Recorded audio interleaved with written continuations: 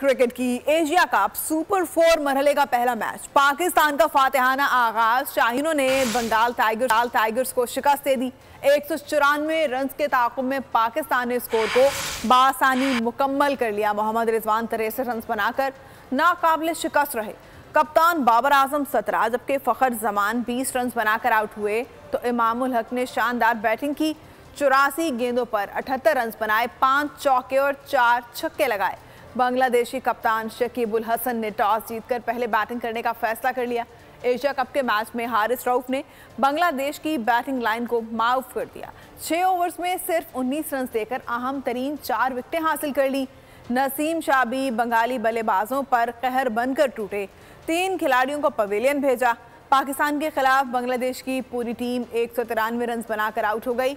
मेहमान team 39 overs भी पूरे नहीं खेल सकी। कप्तान शकीबुल हसन 53 और wicket keeper Mushfiqur Rahim 64 run बना सके। इन दोनों के अलावा कोई भी बांग्लादेशी बल्लेबाज 20 का हिस्सा अबूर नहीं कर सका।